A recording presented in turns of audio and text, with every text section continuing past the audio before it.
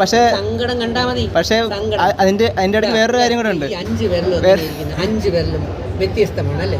അപ്പൊ അതുപോലെ മനുഷ്യരും വ്യത്യസ്തം. പക്ഷെ അതിന്റെ ഇടയ്ക്ക് വേറൊരു കാര്യം കൂടെ ഉണ്ട്. സത്യം അംഗീകരിക്കണം. സത്യം അത് വേണം. ഞാൻ പറഞ്ഞല്ലോ, നല്ലതാണെങ്കിൽ നല്ല സത്യസന്ധമായ റിവ്യൂ അംഗീകരിക്കണം. ഞാൻ എന്താ ആദ്യം പറഞ്ഞത്? റിവ്യൂ അംഗീകരിക്കരുതെന്നാണോ പറഞ്ഞത്? അല്ല, സത്യസന്ധമായി ഇടുന്ന റിവ്യൂകൾ അംഗീകരിക്കുക തന്നെ വേണം.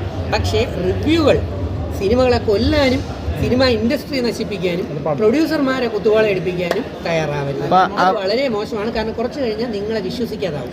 ജനം റിവ്യൂവേഴ്സിനെയും സോഷ്യൽ മീഡിയയും വിശ്വസിക്കാത്ത ഒരു സമയം താമസിയാതെ എത്തും. നിങ്ങൾ എഴുതി വെച്ചു. നമ്മുടെ ജോജി സാറിന് ഇതുപോലെ പ്രശ്നമാണ്. പണി സിനിമയ്ക്ക് അങ്ങനെ ഒരു ഇതുണ്ടായിരുന്നു ജോജി സാറിന്.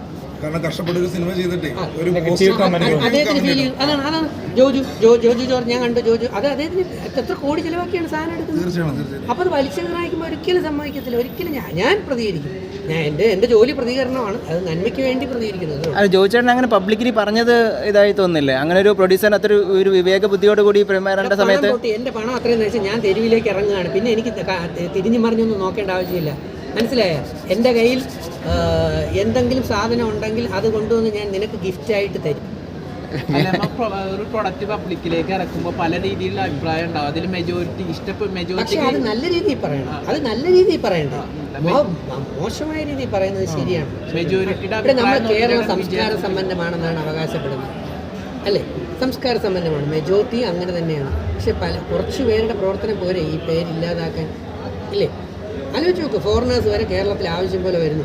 ഇവിടെ നമ്മൾ മോശപ്പെട്ട പെരുമാറ്റങ്ങളാണ് കാഴ്ചവെക്കുന്നത്. പിന്നെ ആരെങ്കിലും ഇങ്ങോട്ട് വരും? നമ്മൾ പോകാൻ മടിക്കുന്ന കുറേ രാജ്യങ്ങളില്ലേ? എന്തുകൊണ്ട് നമ്മൾ കുറേ രാജ്യങ്ങളിൽ പോകാൻ മടിക്കുന്നു? അവിടെ പോയാൽ കുത്തിന് പിടിക്കും, നമ്മുടെ എല്ലാം പിടിച്ചുകൊണ്ട് പോകും, അടിച്ചുകൊണ്ട് പോകും, മോഷ്ടിച്ചുകൊണ്ട് പോകും. കേട്ടിട്ടില്ലേ?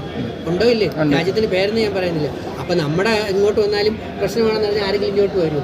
അപ്പോൾ നമ്മുടെ സമൂഹത്തിനെയും രാജ്യത്തിനെയും സംസ്ഥാനത്തിനെയും സ്നേഹിച്ചുകൊണ്ട് എല്ലാവരെയും വെൽക്കം ചെയ്തുകൊണ്ട് ഒരു കൂട്ടായ്മയുടെ നല്ല പെരുമാറ്റത്തോടെ പോടെ അത് ചെയ്യണേ. അപ്പം നമ്മളെല്ലാം നിങ്ങളുടെ കൂടെ കാണും. ഓക്കെ. ഞാൻ സാധാരണ ആൾക്കാരുടെ ഒരാളാണ്. കാരണം ഞാൻ ഒരു എന്താ പറയുക, ഞാൻ ഒരു കോളനി അല്ലെങ്കിൽ ഒരു ലോക്കൽ സ്ട്രീറ്റിൽ നിന്ന് വരുന്ന ആളാണ്. അല്ല ഞാൻ അവിടെ നിന്ന് സ്വർണ്ണനൂലി കെട്ടിയിറക്കി ജനിച്ചപ്പോഴേ വായിൽ സ്വർണ്ണക്കരണ്ടി കൊണ്ടുവന്നു അത്രേ ഉള്ളൂ. അതുകൊണ്ട് എല്ലാവരും കയറി വരണം.